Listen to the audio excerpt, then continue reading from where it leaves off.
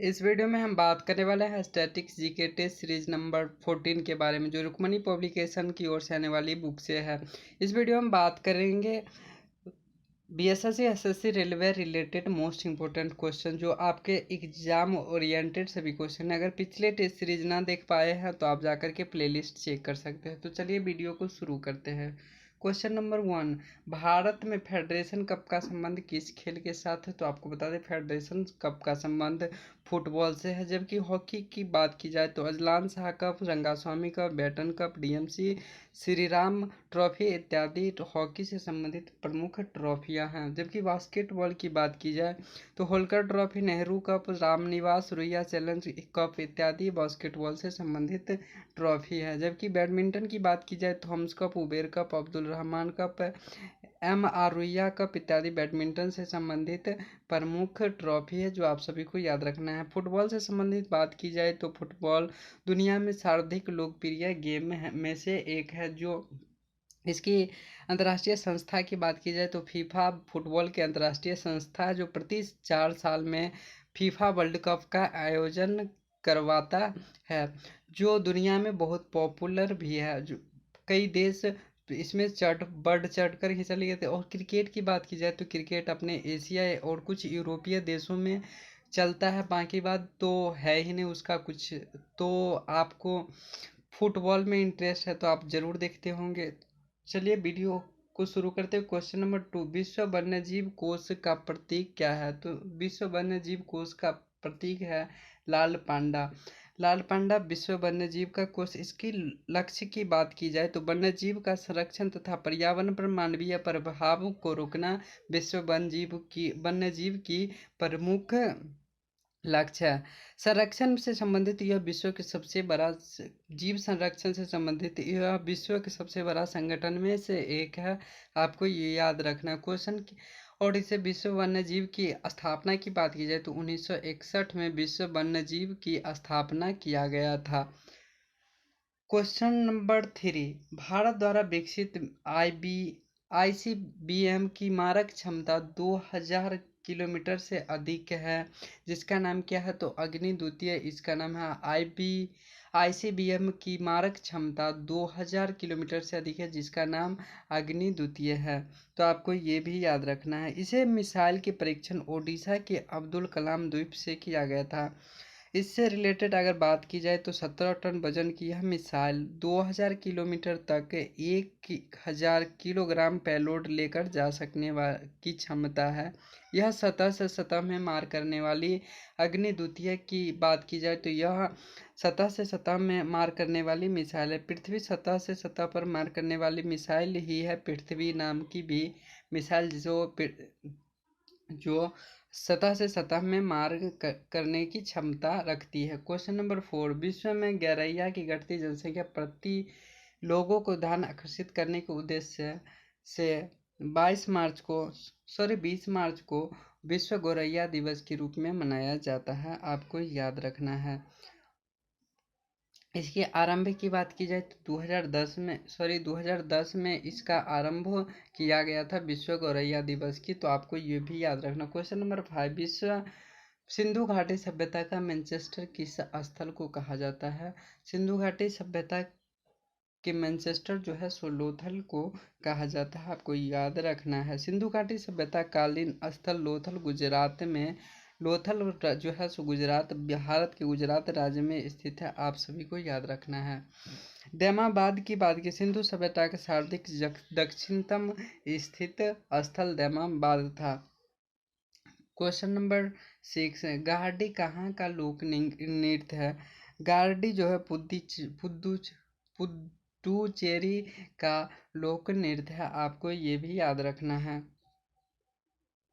Question number 7, सूची 1 को सूची 2 से सुमेलित करो। सूची के नीचे दिए गए कूट का प्रयोग कर सही उत्तर को चुनिए।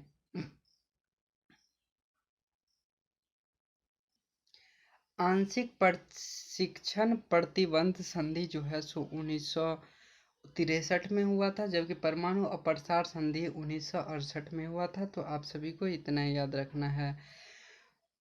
व्यापक परीक्षण प्रतिबंध जो है संधि ये हुआ था 1996 में, जबकि पोखरण प्रथम परमाणु परीक्षण की बात की जाए तो 1974 में हुआ था। तो आप सभी को इतना याद रखना। आंशिक परीक्षण प्रतिबंध की बात की जाए तो ये 1963 में हुआ था। अपरमाणु अप्रसार संधि की बात की जाए तो 68 में, जबकि व्यापक परमाणु प्रतिबंध संधि की बात की जाए तो 96 में, जबकि पोखरण प्रथम परमाणु परीक्षण की बात की जाए तो 1974 में हुआ था। आपको इतना याद रखना है। तो उस क्वेश्चन के हिसाब से ऑप्शन बी जो है आपका सही आंसर हो जाएगा। क्वेश्चन 8, निम्नलिखित कलाकार और उनके कला रूपों का मिलान कीजिए।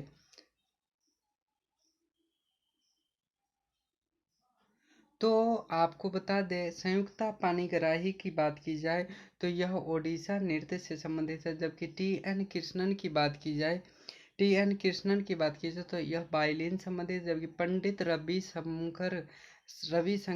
रविशंकर की बात की जाए तो यह सितार वादक थे, जबकि पालघाट मणि अय्यर की बात की जाए तो मृदंग वादक थे। तो आपको क्वेश्चन के हिसाब से ऑप्शन जो है बी सही हो जाएगा। संयुक्ता पाणिग्राही की बात की जाए तो यह ओडिशा नृत्य। टी एन कृष्णन की बात की जाए तो यह वायलिन वादक थे, जबकि पंडित रविशंकर सितार वादक, जबकि पालघाट मणि अय्यर जो है सो मृदंगम वादक थे। आप सभी को इतना याद रखें। क्वेश्चन नंबर 9, अभियंता दिवस किसकी जयंती के अवसर पर मनाया जाता है? तो आपको बता दें, एम विश्वेश्वरैया की जयंती के रूप में अभियंता डे या इंजीनियर डे के रूप में मनाया जाता है। तो आपको इतना याद रखना है। इनकी जन्म की बात की जाए तो 15 सितंबर को अभियंता दिवस के रूप में मनाया जाता है। विश्वेश्वरैया की जयंती के अवसर पर 1968 में ही प्रतिवर्ष अभियंता दिवस मनाए जाने की घोषणा कर दी गई थी। गांधी जयंती की बात की जाए, अब्दुल कलाम की जयंती की बात की जाए तो 15 अक्टूबर को विश्व छात्र दिवस के रूप में मनाया जाता है अब्दुल कलाम की जयंती। आपको ये भी याद रखना है। लाल बहादुर शास्त्री और महात्मा गांधी जयंती 2 अक्टूबर को मनाया जाता है, ये भी आप सभी को याद रखना है। क्वेश्चन नंबर 10, अंतर्राष्ट्रीय ओलंपिक समिति के सदस्य नियुक्त होने वाले प्रथम भारतीय कौन थे? तो आपको बता दें, दोराबजी टाटा प्रथम भारतीय व्यक्ति थे जो ओलंपिक समिति के सदस्य नियुक्त होने वाले प्रथम भारतीय हुए थे, दोराबजी टाटा। जबकि महिला की बात की जाए तो आईओसी द्वारा प्रति 4 ओलंपिक खेलों की प्रतिस्पर्धा की आयोजित किया जाता है। और अंतर्राष्ट्रीय ओलंपिक समिति सदस्य नियुक्त होने वाली पहली बार दोराबजी टाटा थे। और प्रथम महिला की बात की जाए तो नीता अंबानी हुई थी। अंतर्राष्ट्रीय ओलंपिक समिति के सदस्य नीता अंबानी हाल ही में चुनी गई थी। आपको ये भी याद रखना है।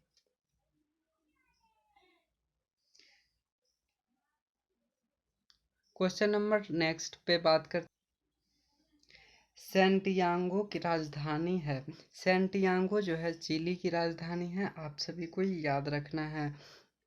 चिली दक्षिण अमेरिका का एक देश है। फिजी की राजधानी जो है आपका सूबा हो जाएगा, फिजी की राजधानी। इथोपिया की राजधानी अदिस अबाबा, इथोपिया की राजधानी अदिस अबाबा है, आप सभी को याद रखना है। नेक्स्ट क्वेश्चन नंबर 12, परमाणविक ऊर्जा विभाग निम्न किसके प्रशासन में अधीन में होता है?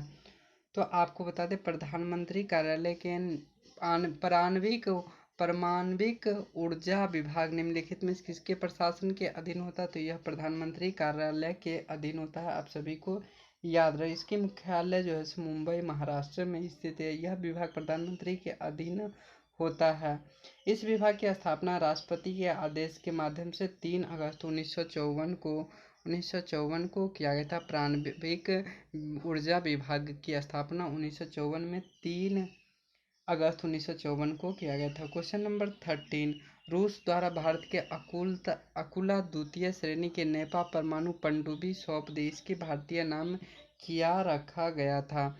INS चक्र जो है सो रूस द्वारा अकुलता द्वितीय श्रेणी की नेरपा परमाणु पनडुब्बी सौंप दी गई थी। नेरपा परमाणु पनडुब्बी, इसका नाम INS चक्र रखा गया था, भारतीय नाम। INS त्रिशूल को F-43 के नाम से भी जाना जाता है। INS त्रिशूल भारतीय नौसेना के एक जंगी जहाज है। INS सिंधु रक्षक एक नौसैनिक परमाणु पनडुब्बी है। आप सभी को याद रखना है। क्वेश्चन नंबर 14, कंबोडिया का फनोम पेह नाम पेह बहार किस नदी के किनारे बसा हुआ है? तो आपको बता दे, यह जो है सो मेकांग नदी के किनारे कंबोडिया का नामपे नदी शहर जो है सो मेकांग नदी के तट पे बसा हुआ। क्वेश्चन नंबर 15, महान चित्रकार होने के साथ साथ राजा शंकर चंद का किस शैली का संबंध था? इनका संबंध कांगड़ा शैली से था। आप सभी को याद रखना है। राजा संसार चंद का संबंध चित्रकार होने के साथ राजा संसार चंद का संबंध कांगड़ा शैली से था। राजा संसार चंद के संरक्षण में कांगड़ा शैली अपने प्रकाष्ठा पर पहुंची थी। इस शैली की विशेषता संवेदनशीलता और बुद्धिमत्ता थी। आप सभी को याद रखो। बूंदी शैली स्थानीय वनस्पति के चित्रण हेतु प्रख्यात था। बूंदी शैली। क्वेश्चन नंबर 16, रामानंद सागर की रामायण एक टीवी श्रृंखला 1886 से 88 में सीता की भूमिका किसने निभाई थी? तो दीपिका चिखलिया जो है सो सीता की भूमिका में थी। आप सभी को याद रखना। जबकि राम की किरदार में बात किया, अरुण गोविल जो है सो राम के किरदार में, सुनील लहरी इसके में लक्ष्मण की भूमिका में आए थे। आप सभी को याद रख। क्वेश्चन नंबर 70, कर्नाटक का कंगला त्योहार किससे संबंधित है? कर्नाटक की कंगला त्योहार जो है सो भैंस की दौड़ से संबंधित है। आप सभी को याद रखना है। क्वेश्चन नंबर 18, महिलाओं को पहली बार किस ओलंपिक में खेलों की प्रतिस्पर्धा हिस्सा लिया था? महिला ने पहली बार वर्ष में ओलंपिक के खेलों के सभी प्रतिस्पर्धा में भाग लिया था। तो आपको बता दें 2012 के ओलंपिक में महिला द्वारा ओलंपिक में सभी प्रतिस्पर्धा में भाग लिया था। जबकि महिला पहली बार की बात की जाए तो 1924 ओलंपिक में पहली बार 2 महिलाओं ने ओलंपिक में भाग लिया था। ओलंपिक के आरंभ की बात की जाए तो 1894 में आधुनिक ओलंपिक का आरंभ हुआ था। आप सभी को ये भी याद रखना। क्वेश्चन नंबर 19, विश्व स्वास्थ्य संगठन का मुख्यालय कहाँ है? तो इसकी बात की जाए तो स्विट्जरलैंड में स्थित है। विश्व स्वास्थ्य संगठन का मुख्यालय स्विट्जरलैंड में। WHO संयुक्त राष्ट्र की एक अंतर सरकारी संगठन है। आप सभी को याद रखना। क्वेश्चन और इसके स्थापना की बात की जाए तो 1948 में इसका स्थापना किया गया था विश्व स्वास्थ्य संगठन का। नेक्स्ट और लास्ट, डिबगिंग कौन सी प्रक्रिया है? डिबगिंग एक